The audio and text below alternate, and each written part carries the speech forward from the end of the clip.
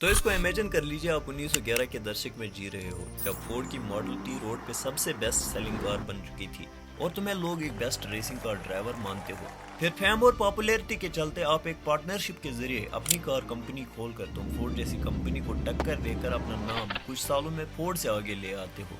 मगर फिर उसी कंपनी में एक मालिक से सीधे मजदूर बनकर मुश्किल से चंद पैसे कमाकर अपनी जिंदगी बसर करते हो, और वहीं कंपनी के मालिक कुर्सी पे बैठे हुए मिलियंस कमा रहे हो। जी हाँ, ये एक अनटोल्ड और ट्रेजिक स्टोरी है शेवरले की और उसके को फाउंडर लुइस शेवरले की। लुइस शेवरले 25 दिसंबर 1878 को स्विट्जरलैंड के लशोदा फाउंड में पैदा हुए। इनके फादर एक वॉच इंडस्ट्री में वॉच रिपेयरमैन का काम किया करता था, जिससे मुश्किल से वो अपने फैमिली का पेट भरता। लेकिन ग्रेट डिप्रेशन में इनकी हालत बुरी हुई और फैमिली को कई दिनों तक भूखा ही सोना पड़ता था। गरीबी की वजह से वो पढ़ नहीं पाया और 11 साल की उम्र में लुई अपनी फैमिली को हेल्प करने के लिए रॉबिन बाइसाइकिल वर्कशॉप में काम करने लगा, जहां वो बाइसाइकिल और गैरेजेस की मरम्मत किया करता था। वहां लुई बाइसाइकिल की अच्छी नॉलेज एक्वायर कर लेता है और 16 साल की उम्र में अपना एक बाइसाइकिल फ्रंट नेक तैयार करता है, जिसको इसने कई लोकल रेसेस में दौड़ाया और अक्सर वो फ्रंट नेक ही रेसेस जीत जाता था। 1897 में लुई को होटल डेला पोस्ट भेजा गया, जहां इसको एक स्टीम ड्रिवन ट्राइसाइकिल को रिपेयर करना था, जिसका मालिक एक अमेरिकन था। ये ट्राइसाइकिल उस जमाने में पहला ऑटोमोबाइल हुआ करता था, जिससे वहां का माहौल कुछ अलग ही और खास सा था। जब लुई वहां पहुंचा, इसको देखकर उसकी खुशी का ठिकाना न रहा। वो पहली दफा एक ऑटोमोबाइल को देख रहा था। ये ट्राइसाइकिल उस जमाने में अमेरिका के एक अमीर तरीन आदमी वेंडरबिल्ट के ग्रैंडसन का था। इस यंग शेवरले को ठीक करते देख वो इसको अमेरिका आने के लिए इनकरेज करता है। लुई के अंदर भी ऑटोमोबाइल के लिए प्यार जगा। वो अब खुद भी चाहता था कि वो जाए। 1899 में लुई एक और बाइसाइकिल डिजाइन तैयार करता है, द ग्लैडिएटर, जो काफी इम्प्रेसिव था, जिस पर डेरॉक ऑटोमोबाइल कंपनी के मैनेजर की नजर पड़ती है। वो इस डिजाइन से काफी ज्यादा मुतासिर होता है। फिर वो लुई को कंपनी की फैक्ट्री पेरिस के लिए हायर कर लेता है। धीरे धीरे जैसे टाइम डेरॉक में बीता गया, Louis Chevrolet internal combustion 4 stroke engine और बाकी बेसिक्स को वहां सीखता गया। अब लुई के पास इन सब चीजों की एक अच्छी नॉलेज थी। 1901 में लुई अपने ड्रीम न्यूयॉर्क के लिए रवाना होते हैं और वहां पर एक स्विस इमिग्रेंट विलियम वॉल्टर की मदद से एक इंजीनियरिंग वर्कशॉप में काम मिलता है। मगर चंद महीनों के बाद वो वहां से निकल के एक फेमस कार मैन्युफैक्चरिंग कंपनी डेटियन भूटान में खुद को हायर करवाता है। मगर बदकिस्मती से कंपनी उसके अगले ही साल शटडाउन हो जाती है। अब लुई बिना जॉब के सड़क पे आ जाता है। इसी साल में इसके फादर की डेथ भी हो जाती है। अपनी बाकी बच्ची फैमिली को न्यूयॉर्क आने के लिए एनकरेज करता है। अब बिना जॉब के लुई छोटे छोटे वर्कशॉप्स पे काम करने लगता है और as a driver part time job भी करने लगता है।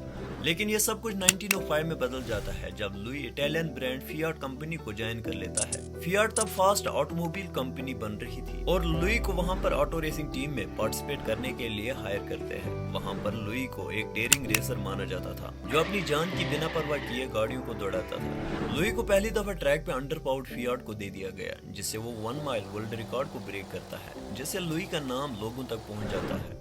इसके बाद लुई को हेड टू हेड रेस करने के लिए फिर से ट्रैक पे अगेंस्ट बेस्ट ड्राइवर्स के साथ उसकी रेस रखी जाती है। पिछले 1 माइल वर्ल्ड रिकॉर्ड को ब्रेक करके इसने अपना नाम लोगों में लाया था और वही लोग ये देखने के लिए आए कि लुई एक असली रेस में कैसा परफॉर्म करता है।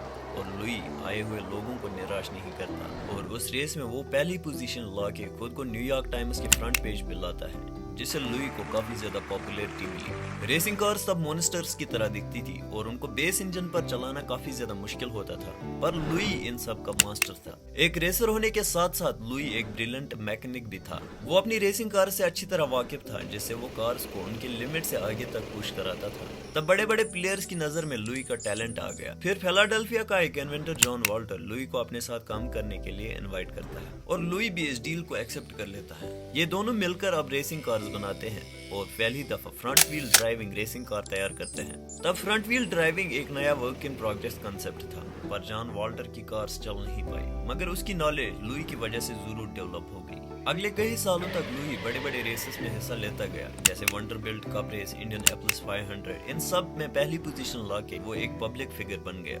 लोग अब लुई को डेयरडेविल फ्रेंचमैन नाम से उसकी हौसला अफजाई करते थे। 1909 में लुई अमेरिकन चैंपियनशिप में सेकंड बेस्ट ड्राइवर जगह पे आ जाते हैं।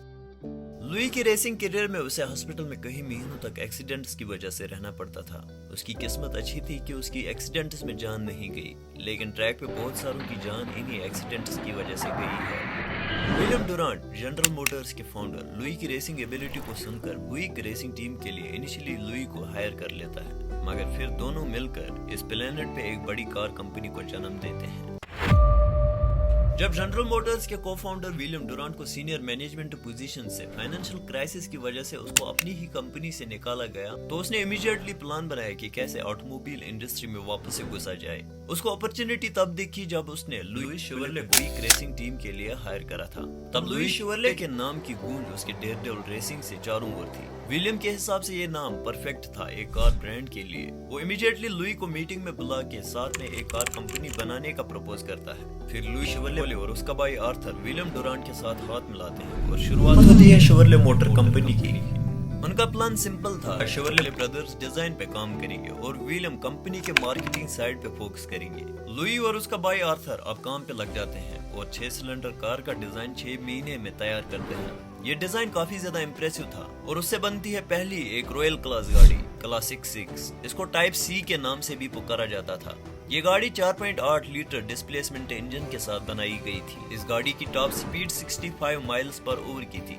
1913 में इस गाड़ी को पब्लिकली $2,250 प्राइस टैग पे रखा गया और केवल 500 ही गाड़ियां ऐसी बिक गई। लुई शेवरले अब ये देखकर बहुत खुश हुआ और उसको अपनी क्रिएशन पे अब प्राउड था, लेकिन विलियम सेटिस्फाइड नहीं था। अब दोनों मिलके शेवरले के फ्यूचर के बारे में डिस्कस करने लगते हैं। लुई चाहता था कि वो कंपनी के लिए रेसिंग कार्स ही बनाए, मगर विलियम ने लुई की इस बात से डिसएग्री करा और जिद की हमें high volume low price cars बनानी चाहिए, जैसे हेनरी फोर्ड मॉडल टी को लेकर कर रहा था। मगर लुई विलियम की इस बात को डिसएग्री करता है और कहता है कि ये ब्रांड केवल रेसिंग कार्स के लिए ही है और वहां पर अपना आर्गुमेंट देकर वहां से निकल जाता है। फिर वहां से दूसरे दिन अपनी कार्स को प्रमोट करने के लिए बाकी कंट्री जाता है और वहीं से यूरोप जाकर अपने घर भी होकर आता है। विलियम तब तक लुई के कंसेंट के बगैर कंपनी को रिस्ट्रक्चर करता है लो बजट कार्स बनाने के लिए।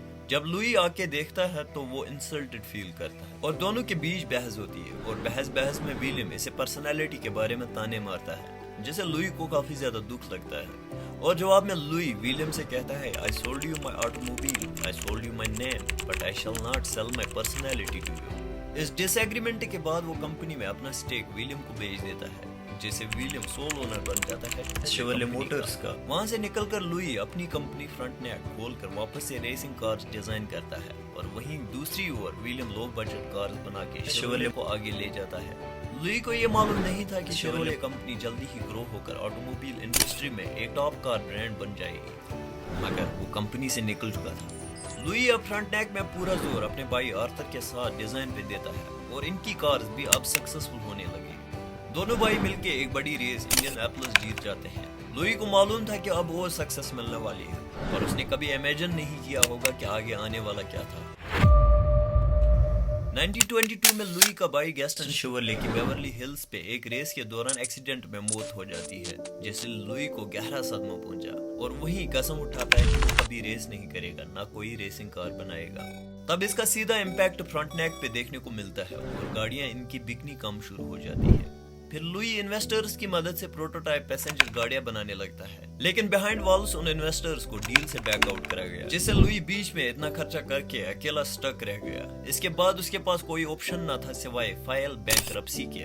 फिर लुई अपने भाई आर्थर के साथ एक नई शेवरले ब्रदर मैन्युफैक्चरिंग कंपनी खोल देता, जो 1-2 साल तक चली, मगर इकोनॉमिक क्राइसिस के चलते उसको भी बंद करना पड़ा।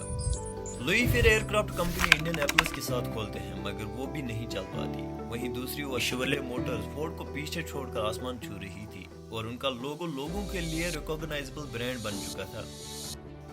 1920 में विलियम डुरांट को भी कंपनी से बाहर करा जाता है, क्योंकि उसके बहुत सारे एक्विजिशन से वो लार्ज डेट में आ गया था।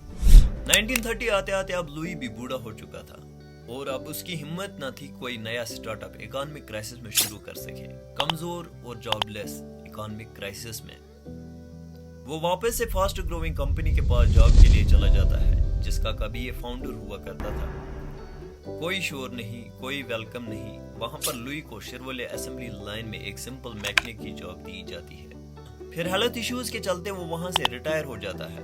लुई के पास लास्ट में दवाई के लिए तक पैसे नहीं होते और बिना इलाज के उसकी डेथ एक हार्ट अटैक से 1941 में 63 साल की उम्र में हो जाती है। वहीं लुई का भाई आर्थर डीप डिप्रेशन में जाकर खुद की ही जान लेता है। दूसरी ओर शेवरले मोटर्स कार सेल्स में डोमिनेट कर रही थी। ये थी एक अनटोल्ड और ट्रेजिक स्टोरी शेवरले की और उसके को-फाउंडर ल्यूई शेवरले की। आज भी बहुत सारे लोग इस लेजेंड की कहानी को नहीं जानते, जो कभी वाकई में लेजेंड हुआ करता था।